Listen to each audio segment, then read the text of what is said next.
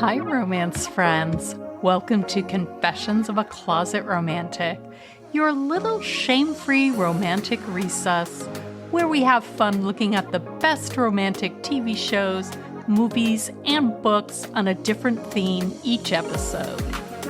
This is Poppy, and this episode is all about sexual healing.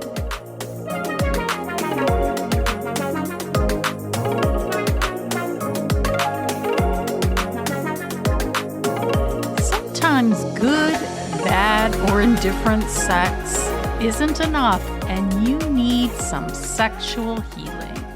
A deeper experience. One that's tailor-made to you and you alone. In this episode, I'm taking a look at 2 movies featuring this kind of healing. Sex full of connection and care. Life-affirming stories about romantic relationship as a journey and finding love and empathy in surprising places. First up, good luck to you, Leo Grande. Y'all, I cannot say how much I love this movie.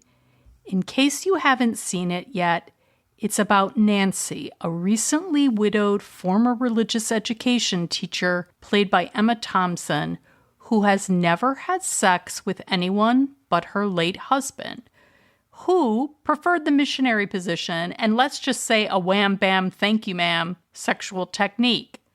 That underwhelming sexual experience for 30 years was orgasm-free and also free of pleasure for Nancy, unfortunately. So after her husband passes away, she thinks for a long time and finally decides to hire Leo Grande, a male sex worker played by the truly wonderful Daryl McCormack. Nancy is an organized control freak, a predictable soul who's anxious about surprises, but nevertheless, she wants to check certain sexual experiences off her bucket list. So she decides to hire Leo, who is gorgeous and buff and young, thinking this is the way to do it. This is the way to finally get that sexual experience she did not have as a younger woman. Nancy pretty much stands in for anyone in the audience who thinks that their sexual ship has sailed. And because of that, her kink-positive, age-positive sexual awakening is seductive and empowering. So I invited Diana, a friend of the podcast, onto the show to talk about the things that we loved about the movie and the things that came up for us as we watched it. Oh yes, listener, we fantasized ourselves right into this movie. When she's so worked up over can he get a hard-on even though she's old. And he says, Nancy, there is always something beautiful or something in everybody, yeah, about everybody. Right. But that was such, to me, at my age too, it's like putting myself in that position. It's such a normal concern. It's a terrifying concern. I wouldn't even call it a concern. I would call it a terror. That was the one like visceral feeling, like when she was clearly questioning her desirability. You know, I'm now coming to the end of a very long marriage, right? And the thought, like, everything she felt like is just like I could feel it in me, like that whole thing of like, is anybody gonna find me attractive? Like, you know, with my, you know, having given birth to 2 children with look at my scars and my sagging boobs and my, you know, and it's like your partner, you know, I gave him children with this body, right? Mm-hmm. So it's like. But you're starting fresh, like a brand new person. And like, this is my current state that I'm presenting, right? Yes. That to me is like terrifying. I would never do that. Or you know. Well, again, for me, like the moment she said these words of I knew I would have to pay somebody to be able to have sex with somebody like you.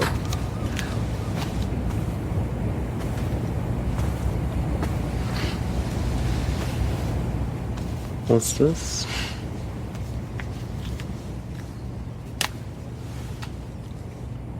Very nice. I've changed my mind again. I don't want to do it. I'm sorry to have wasted your time. I'll still pay, but you can get dressed and go.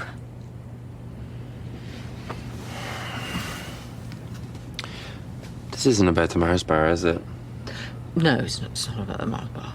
Do you not find me attractive? Don't be ridiculous. You're clearly aesthetically perfect and apparently nice enough. What did you picture happening? I mean, why did you book me if you don't want to do it? I don't know. At this point, a moment of madness. That's all. That's all. Do you regularly have moments of madness like this? No. Do you usually make rational decisions? Yes. Well, then why would this be any different? I mean, you must have had a reason. Something that made you do it. I bet you thought about it for days before. Weeks, months, years perhaps. Well, then it's not a moment of madness. This is what you want, Nancy. And now that you have it, why won't you take it? Why won't you take what you want when it's right here, within reach? It feels controversial suddenly. I don't find it controversial. To want something like this, even to want it.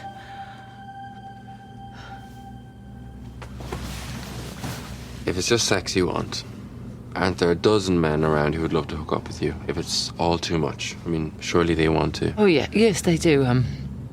Yes, they made that very clear actually since Robert died. But it's me. I don't want to. Why not?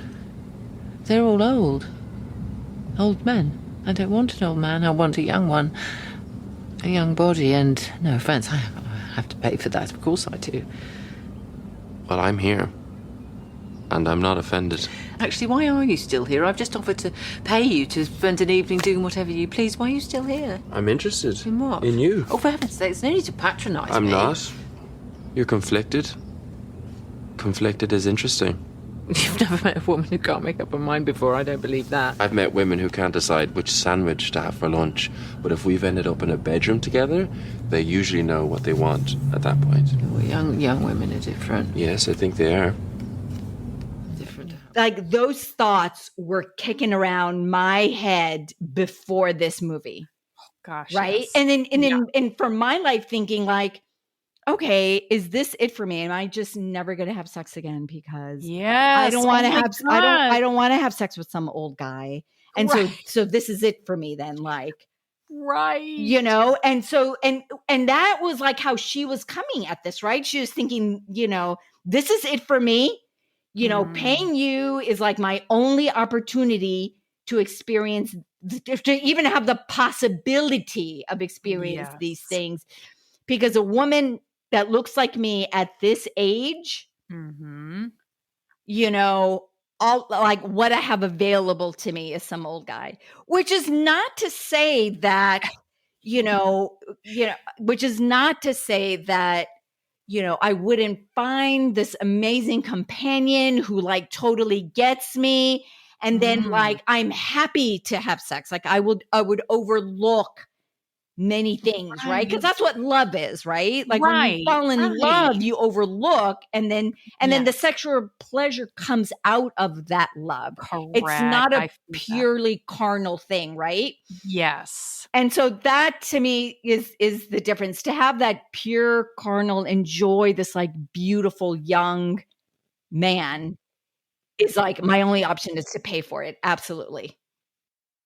I think what I love the very most about Good Luck to You, Leo Grande, is how it destigmatizes sex work and it puts it into the category of a necessity for sexual health.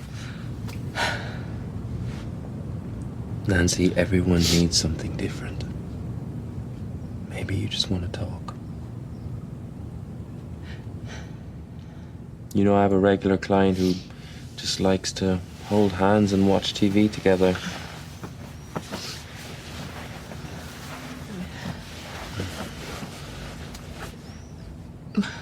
I mean, don't get me wrong, I also have a client who likes me to walk in without a word, have sex with her as quickly and silently as I can, and then leave. I actually quite like that one because it only takes 10 minutes, but she pays for the full hour. And there's a guy who wants me to dress up as a cat and then ignore him for an hour and go home. What, have no sex? No. I think you'd make a very good cat, for what it's worth. Thank you. What I'm trying to say is I don't judge my clients. You know, unless they're total arseholes. You're definitely not a total arsehole. Well, that's nice to hear. I have a client who can't walk. And I bathe her. But what she really wants is dirty talk while I do it. And then I join her in the water. That's what she wants. Everyone wants something different. You sound like some sort of sex saint. Are you real? Oh no, I really fancy her.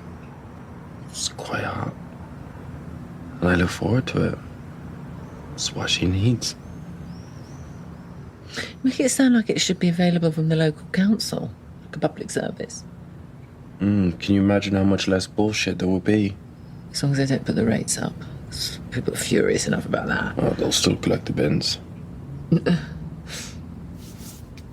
It's different for women, though, in your line of work, isn't it? More dangerous. It can be. Well, I've been called some choice names. I've been slapped about a bit. Oh, my God. Oh, come on. You know that. You do. I used to set this exact essay question in my ethics lessons.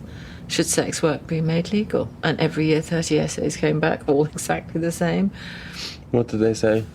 That although the moral issues remain up for debate, the legalisation of sex work would ultimately provide protection for sex workers and help eradicate trafficking and abuse. Sounds like Wikipedia. It is Wikipedia. They all copied it out word for word every year, except this one boy, Lucas White, who wrote, sex work should be made legal so your mum pays tax on her earnings, which did provide a bit of light relief, if I'm honest. Oh. I think it's much bigger than that, the whole idea. Just think how civilized it could be. If it was just available to all and there's no shame attached, there's no judgment. You want sex and you're frustrated you can't get it for whatever reason. You're shy, you're unwell, you're grieving, you're physically struggling, so you just hire someone, like me. It's all regulated and safe for you, for me, better for everyone. And I help you, or I pleasure you, even better. The thing is, lots of people like the secrecy. They get off on it, or they just want the fantasy. And that's totally fine, but I quite like the reality, and it's my actual job, so. You know, one thing I love, Nancy, is just to watch someone's face when they feel pleasure. When they let go, when they succumb, when the body goes with it, and that heat, that feeling. Everything just loosens.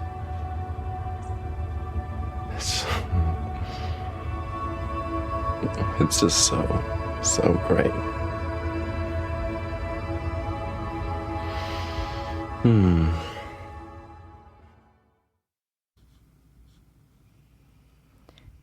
So Diana and I decided that, like Nancy, at this point in our lives, we would probably have to hire an expert to tick those items off our sexual bucket list.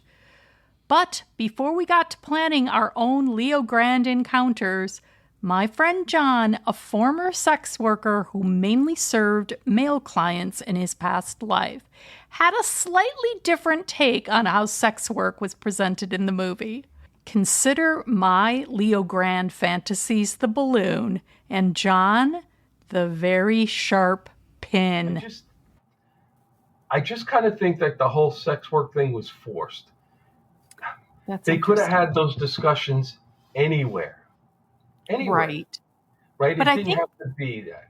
Well, John, but don't you think, I think the whole point of this movie from a female perspective is that to get her needs met, and this was partially her challenge mentally, to finally ask for her needs to be met, she felt it needed to be transactional. She felt she needed to give him something so that she could justifiably ask for exactly what she wanted.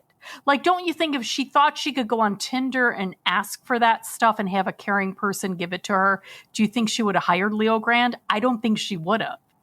I think she wanted that expertise. Like, don't you feel like do clients not come back to you because of your expertise? Yeah. I mean, come on. No. You're right. They do. True. Yes, very much so. But I don't know. I just had a hard time as him as sex therapist, really, instead of sex worker. You know, there's a difference between sex therapist and sex worker, and that line in the movie was kind of blurred. Oh, that's a really good point, because what I wanted to ask you is, did you ever get in a situation with a client where you felt like, wow, they need a sex therapist, not me? Yeah, but yes, there were guys that were dealing with, am I bi? Am I gay? Am I this? Am I that? Dealing with shame because they had a wife at home or whatever. And they really needed to talk to somebody professionally about it, you know, not just me. Right.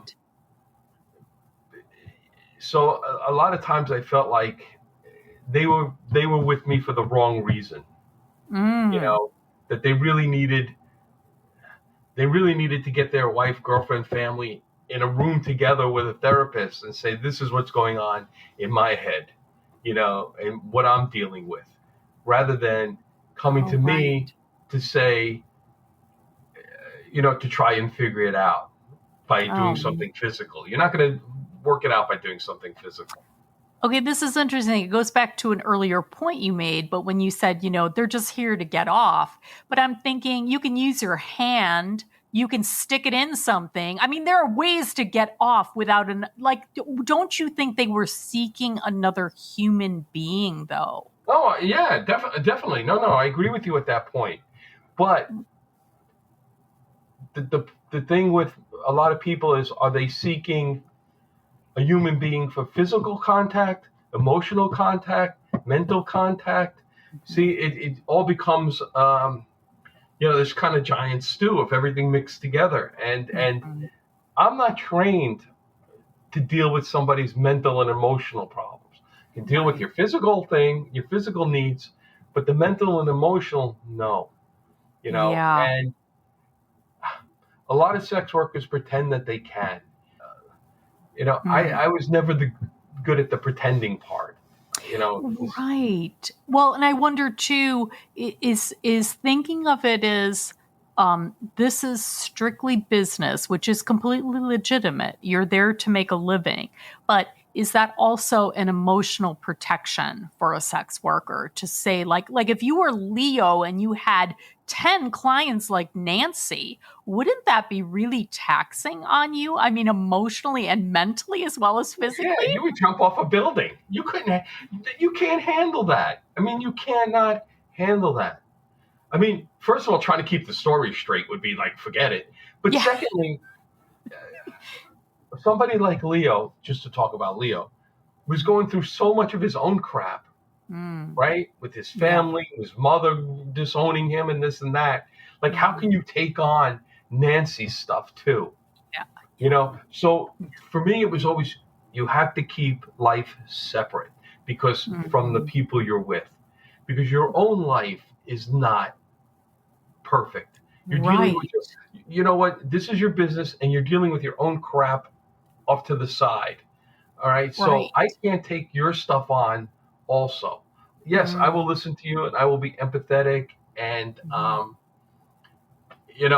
but I'm not going to be your therapist 24/7.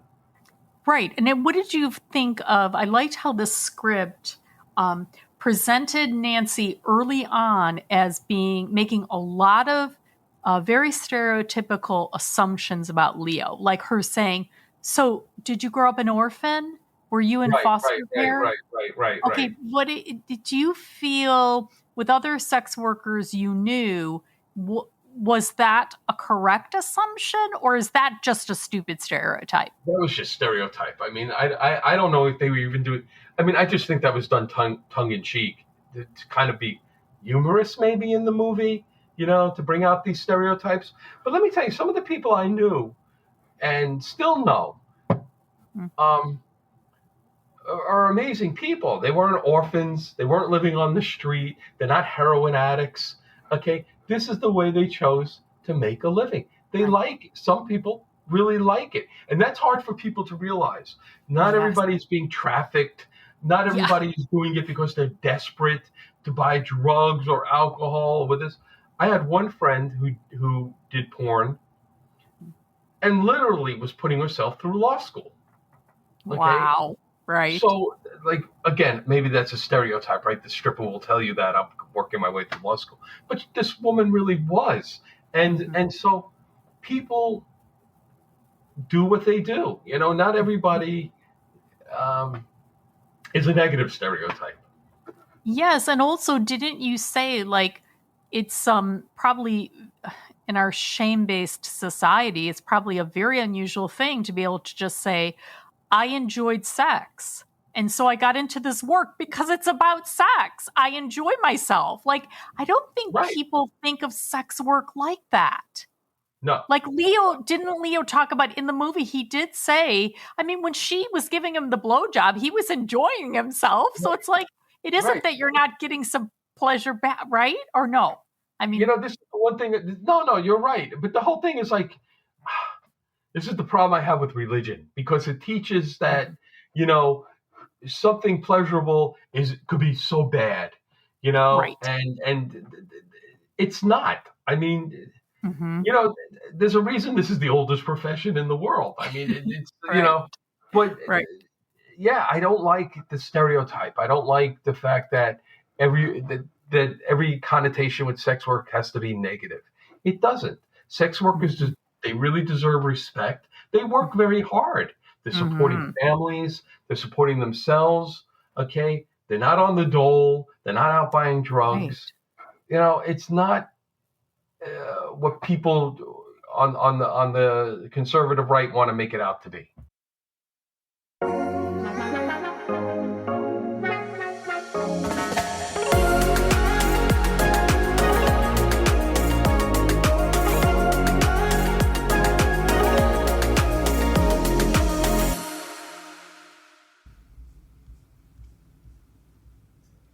Another beautiful take on authentic connection made through healing sexual experiences is the 2012 movie The Sessions. This gorgeous little chamber piece is based on the article on Seeing a Sex Surrogate by Mark O'Brien, the late poet who was paralyzed from the neck down after contracting polio as a child.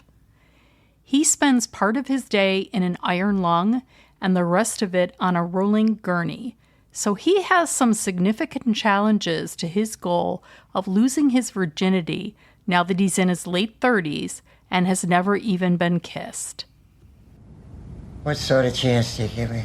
Of achieving your romantic fantasy? Very small to minute. Oh, look, you don't have to pull any punches. You can be direct with me. Mark, I'm just a humble sex therapist. I try to help people with sex problems that can be addressed. Your problem, I understand, is that you've never had sex. That's correct. Would I be correct in assuming you're unable to masturbate? Correct. Has anyone done it for you? No. Have you ever asked anyone? Not specifically. I asked someone to marry me once. She declined. Does that come close to masturbation? You know, being with the person you love is not the only way of expressing yourself sexually. There are people called sex surrogates. Oh? He's determined to try to meet that sexual goal, guided by some hilariously human confessions heard by a kind priest, played by William H. Macy. My penis speaks to me, Father Brendan. Sometimes I ejaculate during a bed bath in front of my attendants. All I feel is shame and mortification, while other men apparently get pleasure. I'm sorry if I sound angry. Don't worry about it. Go on. This therapist suggested I could work with a sexual specialist. Have sex with a person known as a sex surrogate who would be sensitive to my unusual needs. I've been giving it some thought. Hold on. What do you mean, have sex? Well, when a man and a woman love each other very much... No, I understand what it... Are we talking about sexual intercourse? I think so. Outside marriage? I did do my best on the question of marriage. You're serious about this? I think sex is a serious matter. It's one of the most persistent themes in the Bible. So, is it possible for me to know a woman in the biblical sense, so to speak? And do I want to find out? You want my opinion? Please.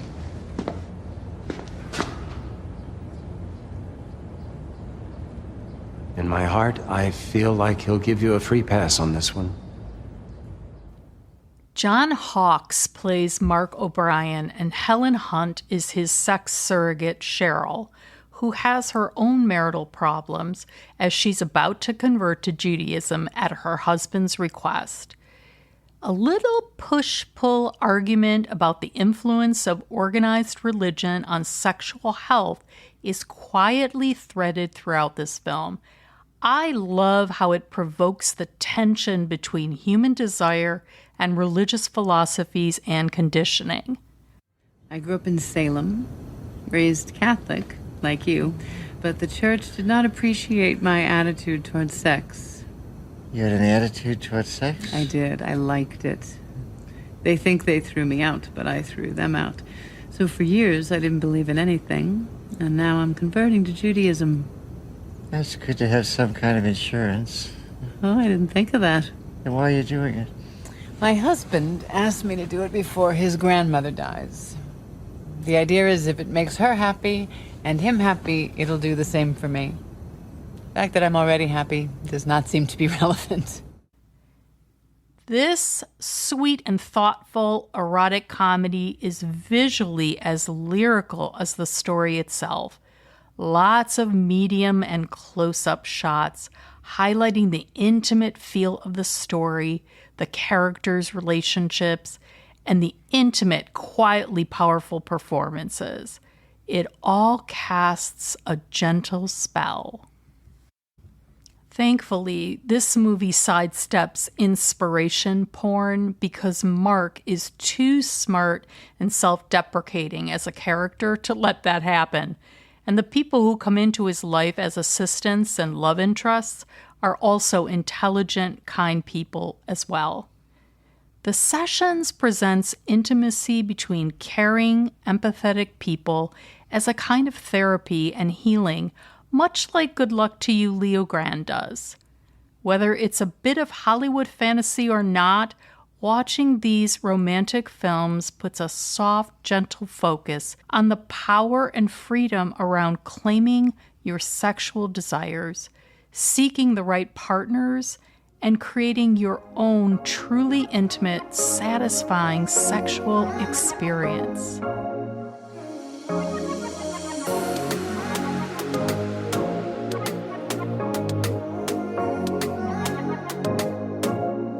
If you enjoy this podcast, I hope you'll tell a friend about it.